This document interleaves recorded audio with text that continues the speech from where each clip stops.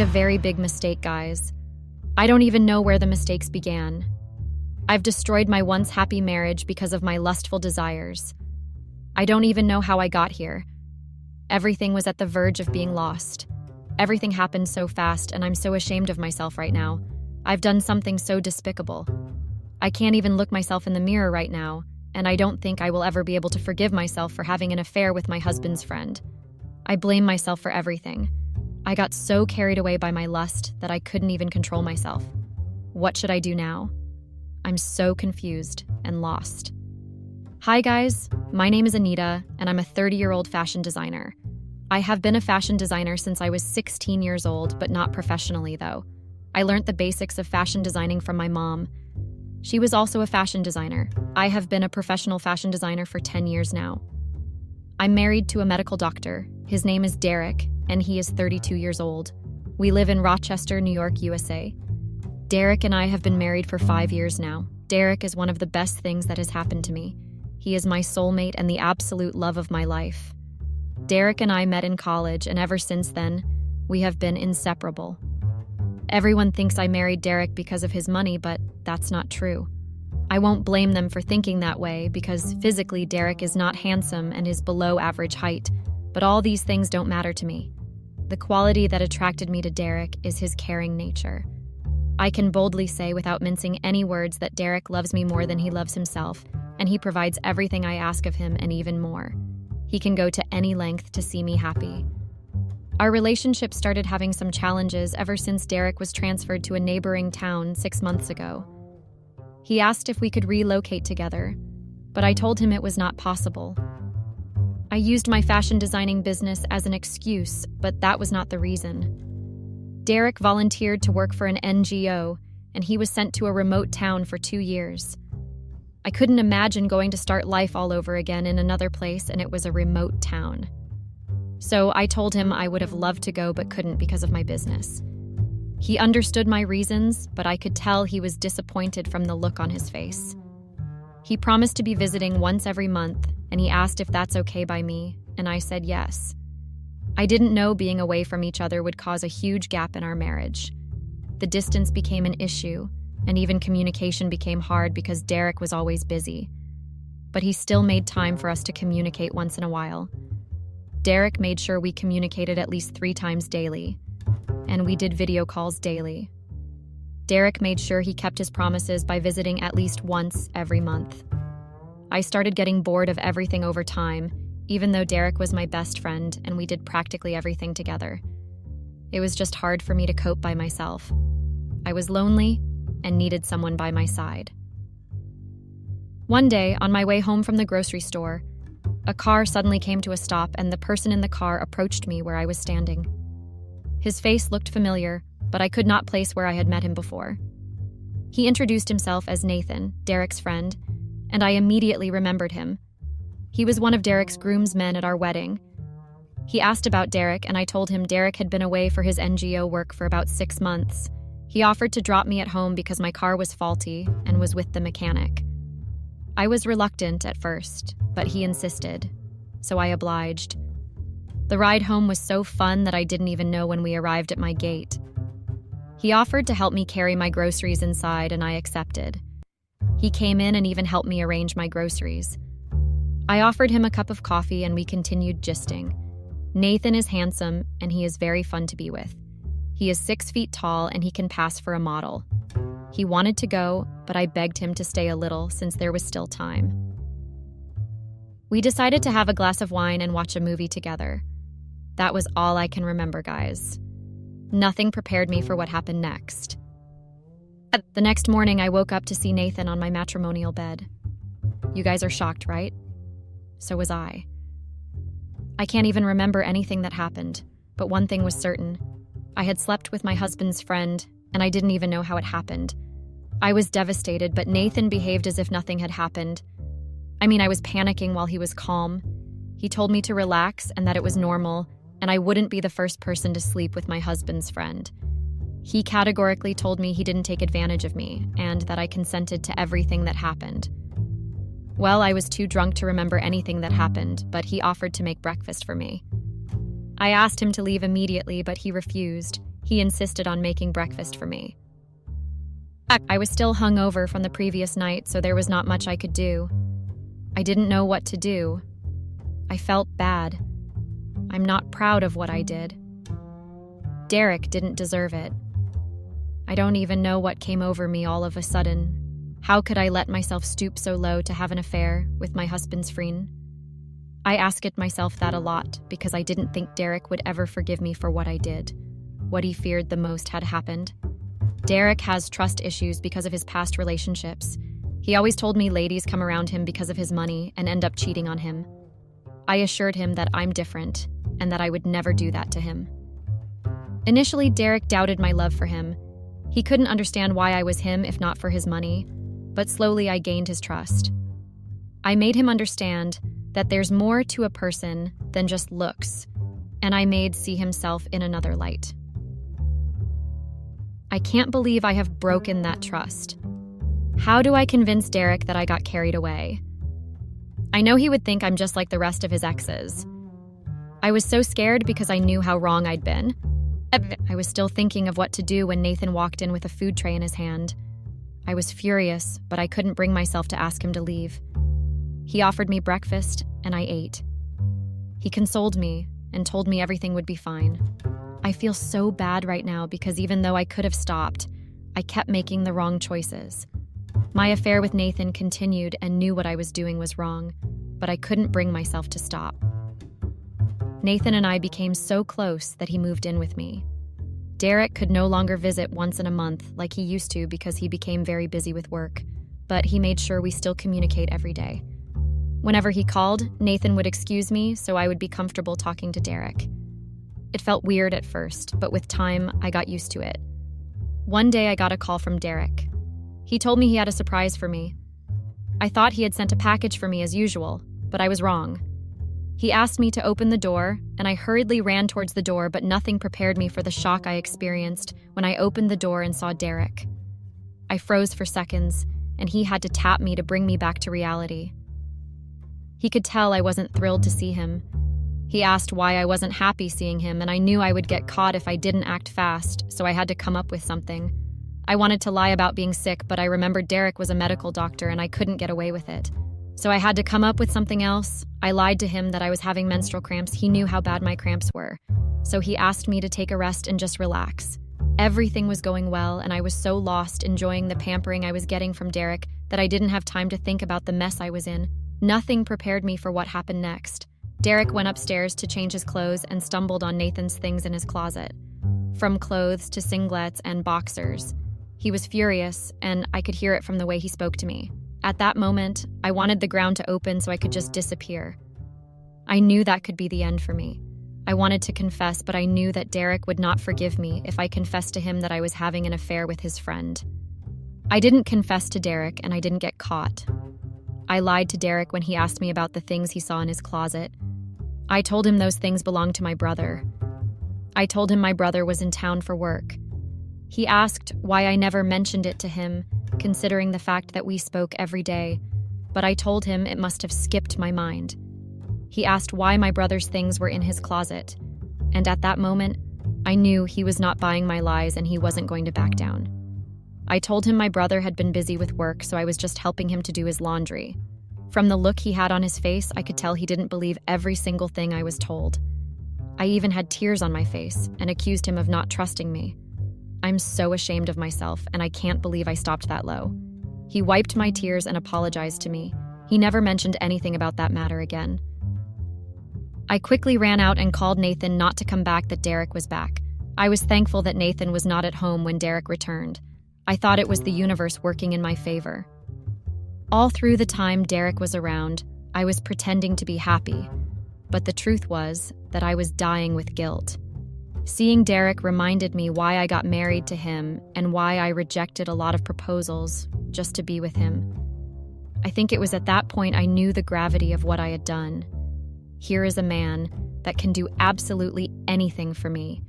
A man that went against his family just to be with me. A man that made sure he provided everything I ever asked of. He was the man that stood by me when everyone called me a gold digger. The very man that changed my life. How did I even bring myself to have an affair with his friend? I was so disconnected from everything. I'm just very tired. Update. Derek noticed I was not myself and asked me countless times what was wrong, but I couldn't bring myself to tell him the truth. I was scared of what the outcome would be. I felt bad for betraying him. It wasn't a conscious decision, but how do I explain to him that it was loneliness that pushed me into the arms of his friend? Don't get me wrong, guys. I take 100% accountability for everything that happened, but I wouldn't have slept with Nathan if Derek hadn't been transferred. I could tell Derek was beginning to suspect me when I saw him snooping on our CCTV camera, but thank goodness I was smart enough to deactivate it anytime Nathan was around. Derek monitored every one of my steps, and he went as far as checking my phone, but I had deleted all my call logs and messages, which even raised his suspicion. I guess he was only looking for evidence before he could say something. He became more agitated when my brother never returned. You guys remember I lied to him about my brother being in town, right? I had to cover up with another lie. I told him my brother was called for work, urgently, in another town. Before Derek went back, he told me he would be resigning and he is planning on opening his own clinic so he would stop traveling and we could start a family. Derek and I had always wanted kids, but because of the nature of his volunteer job with the NGO, we couldn't have kids because he was always not around. We decided we would have kids when he was more stable, because he always told me he wanted to be part of our kids' lives. It was mixed feelings for me. On one hand, I was happy we could finally have kids. On the other side, I was sad about my affair with Nathan. Would Derek still have kids with me when he finds out I slept with his friend? I know he wouldn't. I know the man I married has an unforgiving spirit. He never forgave any of his ex-girlfriends that cheated on him. What more about me, his own wife? I knew how hard it was for Derek to finally be able to trust me, and it took a lot of work to get here. I can't believe I messed up everything. Derek went back to officially resign, and I decided to finally end things with Nathan. I decided to meet with Nathan outside my house, but I remembered some of his things were still in my house, so I called him over to break up with him officially. I told him it was over, and that I couldn't continue seeing him. He demanded to know the reason for the sudden change of attitude, but I told him it was not his business, and that he should get his things and get out.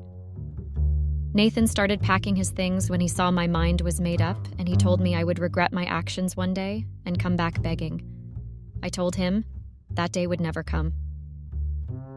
While we were having the back and forth, my phone rang and grabbed it to see who was calling. When I checked, Derek was the one calling. My heart literally jumped out of my chest. I signaled Nathan to excuse me, and he did. I picked the call, and Derek said he was only calling to check up on me and to tell me he had resigned. I was happy, and we continued talking. For a second, I forgot Nathan was still around. While I was still on the phone speaking with Derek, Nathan walked in and informed me with a very loud and angry voice that he had packed up his belongings and he was living. At that moment, I literally died. I guess he thought I was done with the phone call, because Derek and I don't usually speak for long because he is always busy with work. I was praying and hoping that Derek didn't hear what Nathan said, but unfortunately, my hope was dashed when Derek asked what Nathan was doing in our house.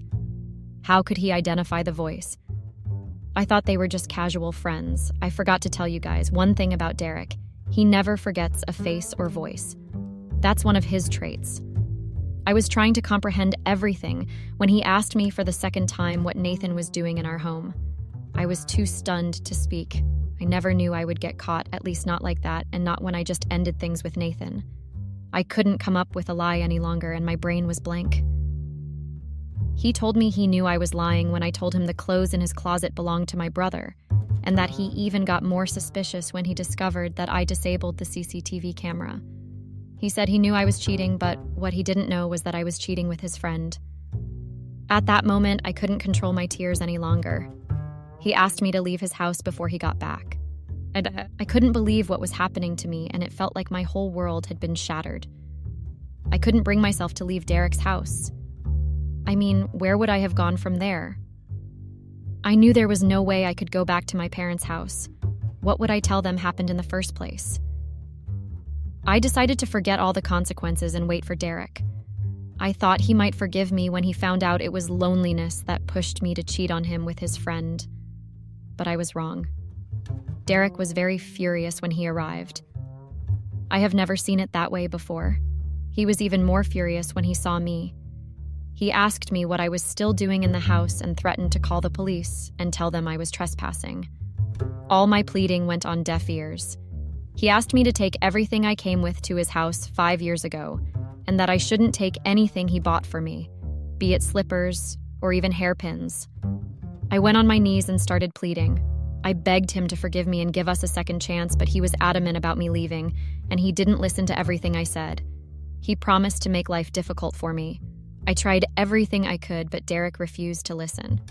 Worst of all was that I couldn't even call anyone to beg on my behalf because I would have to explain everything to them. I knew no one would understand my plight, not even my friends. They always told me how lucky I was to be married to such a loving, kind, and generous man. Derek made sure I lacked nothing all through our marriage. Money was never my problem. When I saw how adamant Derek was, I picked a few of my things and left, not knowing that was the last time I would step foot in our matrimonial home.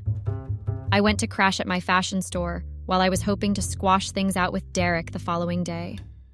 I closed down the store temporarily and sent my workers away. I'm still trying to get my thoughts together and find out what to do. I need my husband back in my life. Update: it is still a mystery to me how my life changed in a twinkle of an eye. I mean, how did I go from living in a luxurious mansion to now squatting in my store? Everything happened so fast it didn't make sense. It all felt like a dream, and I wanted to wake up from the nightmare so bad. After days of sleeping at my fashion store, I cried a lot when I realized what my life had become. I got so caught up in my thoughts that I didn't even know when I slept off the next day. I was woken up by the sound of my phone ringing, and it was our lawyer calling. He said he wanted to see me, and I asked him to come to the store. I got the biggest shock of my life when our lawyer arrived with divorce papers. I couldn't believe my eyes. He asked me to sign the divorce papers, but I refused. I tried calling Derek, but I discovered he had blocked my line from reaching him. I decided to go see him at the house, but while I was preparing to go, some group of people arrived at the store, and the lawyer introduced them to me as the new owners of the store. I was flabbergasted, and it took all the little strength left in me for me to keep standing. Apparently, Derek sold my store and gave the proceeds to charity. I couldn't believe my ears, guys. Why would Derek do this to me? I never believed he was capable of such a dubious thing. I know he was the one that opened the store for me with his money after we got married, but I was the one that worked hard to make it what it is now. How can he just throw away my hard work? His name was on the ownership documents, but I never imagined us getting divorced. The new owners of my store gave me 24 hours to vacate the store. I was grateful because 24 hours was more than enough for me, because I thought I could make Derek forgive me and change his mind. I left the store for Derek's place, but I got another shock of my life again. Derek had sold our house and I was not allowed in. It was at that point I knew I had lost everything. I didn't have time to feel sorry for myself anymore, because I knew Derek had made up his mind to frustrate me. I tried calling him several times, but it never went through. I signed the divorce papers and decided to move on with my life. I left the store and decided to move to a hotel. I got another shock when my card was declined. Apparently, Derek has striked again. This time, he wiped everything from our joint account because we operated a joint account together. I was the one that suggested the idea because Derek earned more and it made me have access to his money and could go shopping anytime I wanted. I faced the biggest embarrassment of my life that day, and the hotel receptionist wanted to make a scene. I had to leave before things escalated. Here I am, guys, homeless, divorced, and penniless. I can only get the alimony when the divorce is finalized. It dawned on me at that moment that my life was over. I used my hands to ruin my life. With all hope being lost and me not having anywhere to go, I decided to contact Nathan. At first, he refused to pick up my call, but picked it up when I continued calling. I asked if we could meet so we could talk, but he told me he was busy and didn't have time. I told him everything that had happened to me and that I was homeless and needed a place to stay urgently. He told me he wasn't in town. I asked if I could go to his house, and he said that his girlfriend was around. That was another huge shocker for me. He told me he has a girlfriend now and that I should move on with my life. He told me he was only having fun with me and that it was nothing serious. Nathan went on to tell me how he once met Derek at a bar and they were gossiping about women and how they cheated. According to him, Derek had been singing my praises, that he knows I can never cheat on him, and that he trusts me with his life. So, he decided to experiment and see if what Derek was saying was true, and unfortunately, I fell easily for his tricks. Guys, listening to Nathan made me realize how loose I was. I felt dirty at that instant and asked myself how I allowed myself to fall for his cheap tricks. No matter how hard I tried, I couldn't forgive myself for the mistake I made. I was so mad at myself that I fell into depression. Nothing made sense to me again. I couldn't even reach Derek so I could apologize for breaking his trust and causing him pain. I decided to pick up what was left of my life. I went back to my parents' house in Chicago, where I joined my mom in her store. The news of my infidelity soon spread like wildfire across the town. Life never made sense to me again. Can you guys imagine that a few months ago, I was living like a queen in a big palace, and now I'm back in a small town where I have to depend on my parents for everything? I couldn't even afford to buy myself things as little as underwear. My life became a horror movie from the day I had an affair with my husband's friend. The lust was never worth it, and it would never be worth what I lost. I regret everything, but it's too late now, and I know it. I wish I never went out shopping for groceries on that fateful day. I wish I never met Nathan or even fell for his tricks. That was how I ruined my marriage and life. That's my story, guys. I hope we all learn to be faithful to our partners, and most importantly, we should never bite the hand that feeds us. I guess everyone knows this except me. Thanks and goodbye. Hey, fellow Redditors. I am Amber, 32, married to Michael, 29. And I wanted to share how my carelessness ruined my perfect marriage with the guy who respected me the most. This post is mostly about self-awareness, so if there is anyone who wants to trash talk me about being a bad wife or how I could have done something like this, then please, this is not for you. I am here to reflect on my mistakes and hopefully provide some insight for others who may be struggling in their own relationships. I had always been an ambitious person since I was a kid. It had always been my dream to work for TVG, which was the biggest and oldest name in the industry. I worked hard on my grades to make sure my GPA was impeccable and aced the placement interviews to make sure that I landed my dream job. All the hard work paid off when I got into TVG, my dream company. I made a promise to myself that I will become a manager within the next 2 years. I knew that achieving this goal would require dedication, perseverance, and continuous learning. With each passing day at TVG, I immersed myself in the work, seeking opportunities to take on new responsibilities and showcase my skills. As I progressed in my career, I remained focused on my goal of becoming a manager in 2 years, constantly seeking feedback and mentorship to further develop my leadership abilities. I met Michael through my family. He had recently moved to our neighborhood and went to the same church. My parents couldn't stop talking about him since the one time he helped them with their car. I wasn't very interested in meeting him, but just to get my parents off my back, I decided to meet him once and get it done with. He was handsome and charming. He made me laugh, and it did not feel forced to spend time with him. We didn't date much, 1, due to my hectic schedule, and 2, he believed that dating a lot ruins the excitement in a relationship, so we got married just 4 months after knowing each other. I know this might be shocking for many people, but frankly, marriage was not a part of my plan and not my priority. I made myself very clear to Michael about my goals and ambitions in life. He was very happy and proud of me for everything I had achieved so far, and everything I would be achieving in the future. I felt that it was not too bad to be married after all. We both agreed that our marriage would not hinder our individual growth and personal development. We made a conscious effort to support each other's dreams and aspirations, ensuring that we continued to pursue our goals while being happily married. This mutual understanding and respect for each other's ambitions made our decision to get married feel even more right. Michael was into construction, which required him to have flexible work hours and also travel to different locations. This was perfect for me, as I did not have to worry about being a dutiful wife and make time for Michael. My marriage gave me the freedom I wanted, so I guess it wasn't that bad. It felt more like having a flatmate, as Michael would come and go depending on his schedule. I was aiming for a promotion, so I was making sure I did everything to get it. Richard was one of my teammates who would help and motivate me when things went south. I was happy to have at least one person rooting for me. He understood my difficulties and frustrations. I could talk to him about what and how I felt, and he would get it. The equation I had with Richard was very different from that of Michael. I had to prepare a presentation for my final interview, so I asked Richard if he could help me with it. We obviously couldn't do it in the office, so I asked him to come home if he had no problem. We went home and were working on the presentation, which took longer than we expected. His wife called him to ask when he would be home, and I spoke to her and apologized for keeping her husband away for so long. I promised her that he will be home soon. We ordered pizza, and we were just reviewing the presentation one last time to make sure everything was right when he dropped the pizza on his pants. Out of habit, I took a napkin and started wiping without realizing it. He held my hand and kissed me. Before I could react, he pulled me closer and started kissing me.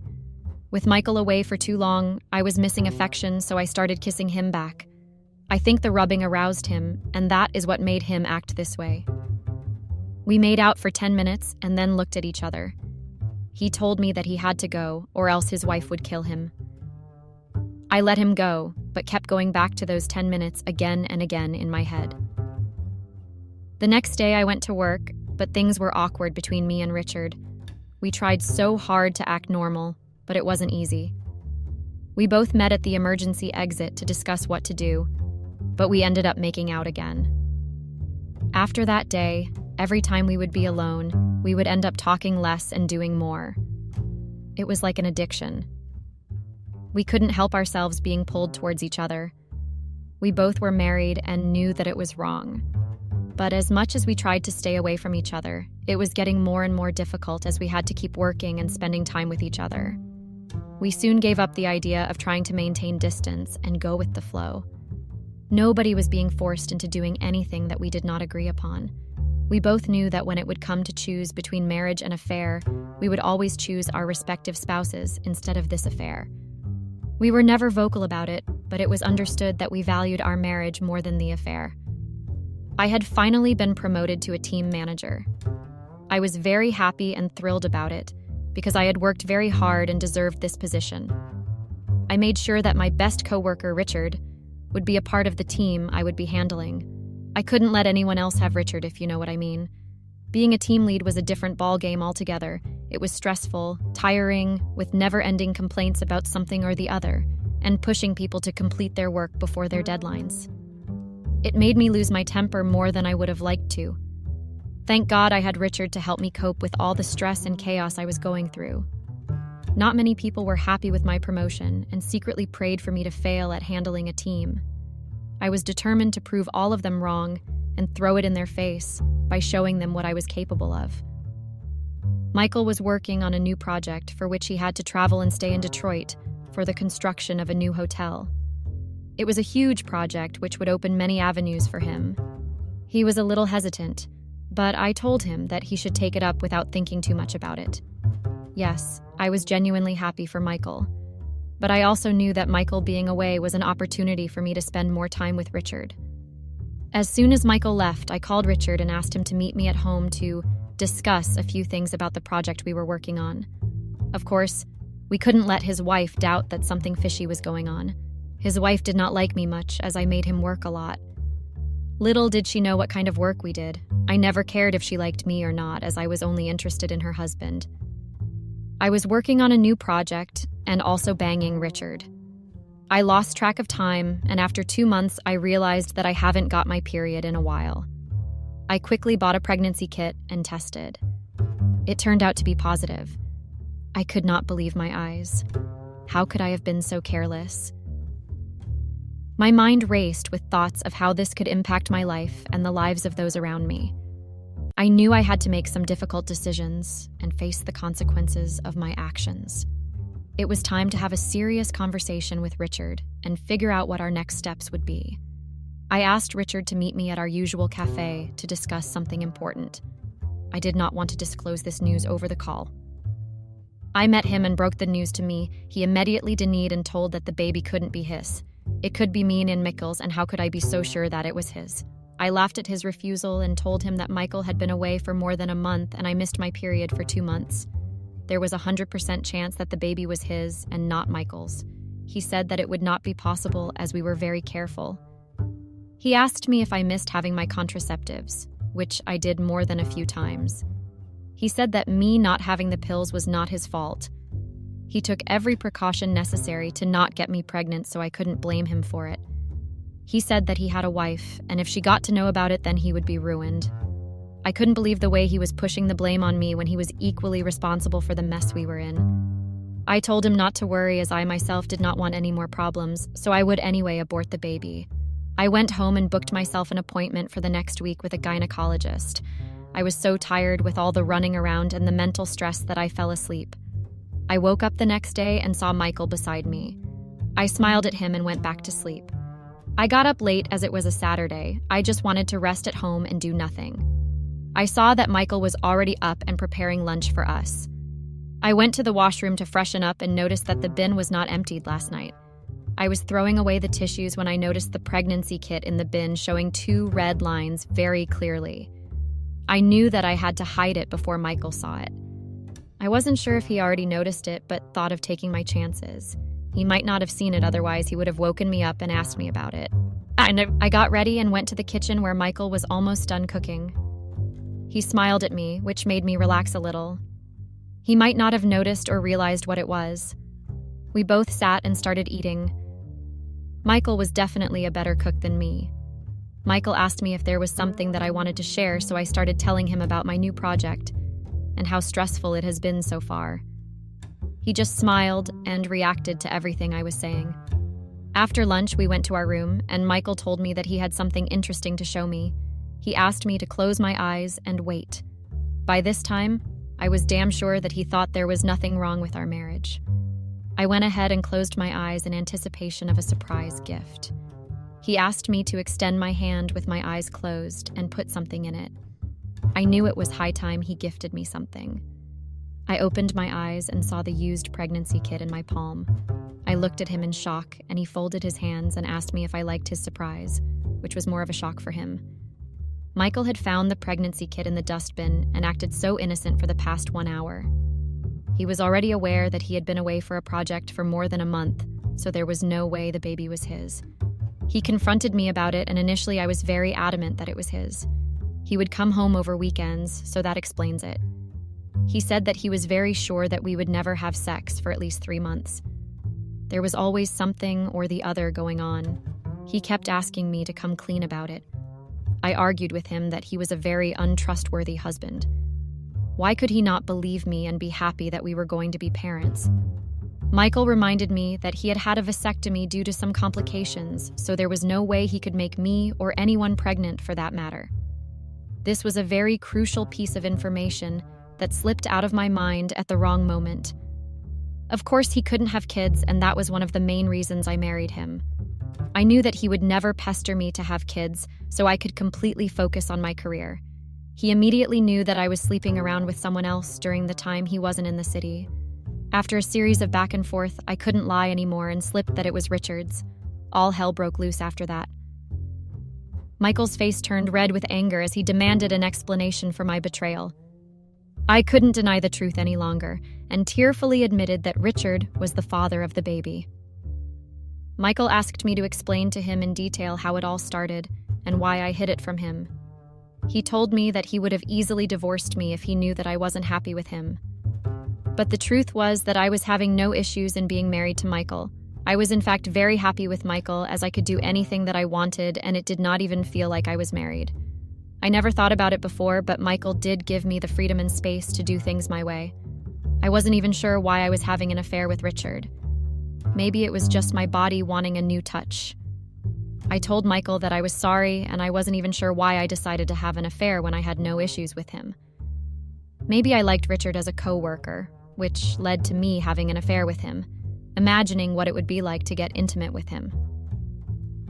My confession made Michael even more angry that I had no valid reason to have an affair. I could see Michael feeling helpless about the situation. He asked me to stop talking and that he had heard enough. He just left me in the room, took his bag, and left. I didn't even try to stop him as I myself was confused about the reason for my affair. I knew that it would be best to take some time away from each other so that we could both process what was going on and then come to a conclusion.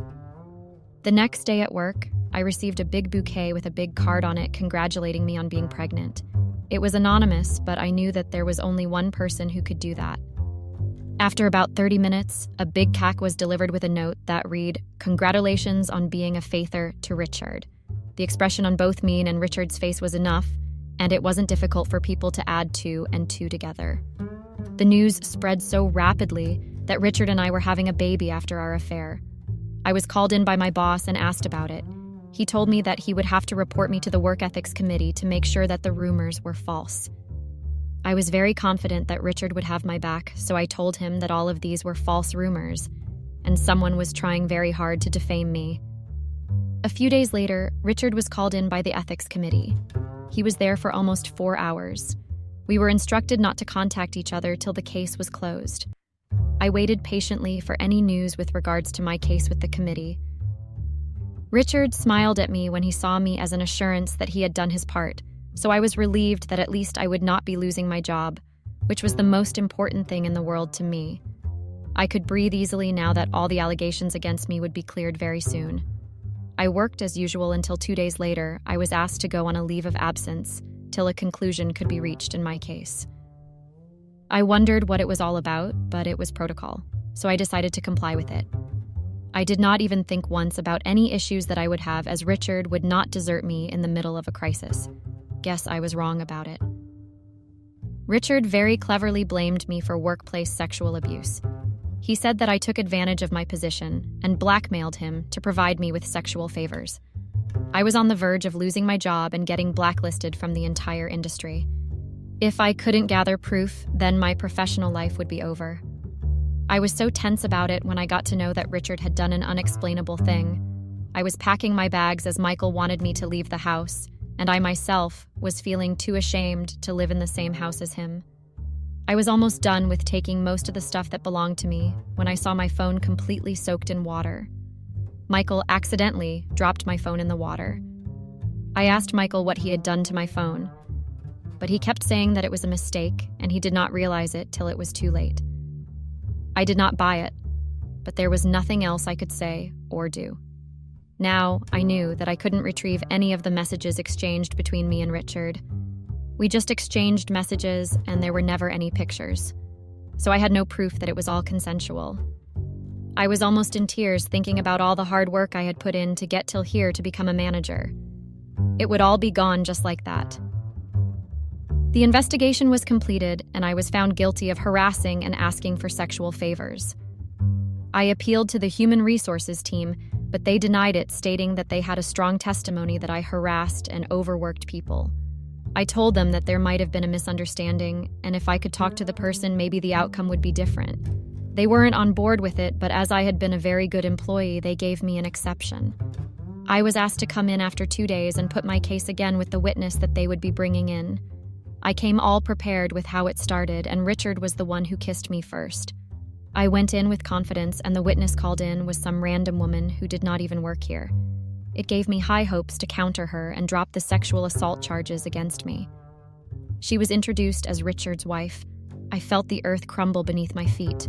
How could I counter the wife of the man I was sleeping with? Nevertheless, it was not the time to give up now. She played a few recordings where I confirmed that Richard was with me in my house and helping me with work.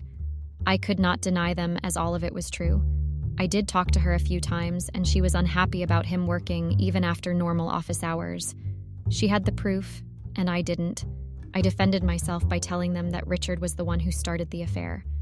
His wife defended him by telling that he would come home upset and always complained that I had forced myself on him again. It was my word against the husband and wife, who were trying very hard to make sure I take the fall for the entire affair. As a result, I lost my job and was blacklisted from the industry. Update: I was depleting my finances at a very fast pace. Very soon I would be left with no savings. I knew that this was coming, so I had been staying in a motel for the past 1 month to save money. The divorce case took up a huge chunk of my savings, which left me no option but to be on a budget. I knew that going to court would be useless, as Michael could easily prove that I had an affair and get away with owning everything that we owned together. I wanted to mutually agree for a divorce, but Michael insisted on going to court. I knew that there would be no lawyer who would take up my case, as everything was against me. Plus, I had no money to afford a decent lawyer. I knew that Michael wanted me to suffer, and that was the only reason he wanted to take this divorce to the court. Even though I begged and pleaded with him to settle for a divorce by mutual agreement outside of court, I promised him that I would be demanding no alimony and he was free to claim anything he wanted from me, but he denied and said he needed a fair trial to find closure. I'm not sure how true it was, but things were definitely not going the way I wished. I aborted the baby as I wasn't sure how I would be able to bring it up without a job or a man in my life. It was not an easy decision, thanks to Michael, who sent my pregnancy test results to my family with a big balloon which read, "Congratulations on becoming grandparents," to embarrass me in front of my family. My parents were staunch Catholics and took adultery as no less than a crime. They stopped picking up my calls and cut me off. After I became a manager, I had very few friends at work that immediately cut ties with me. I basically had no one I could talk to or no one to support me in these difficult times. I'm feeling lonely and have no one I can confide in. My parents have practically disowned me and are even willing to take Michael's side. They have announced that I am a person without faith. They do not want anything to do with me because I have brought shame to their name and reputation. They are the same parents who were very proud of me, as I was the first woman in our family to become a manager in a big corporation. Like they say, when your time is bad, even your shadow leaves your side, and this is exactly what I have been feeling for a couple of days.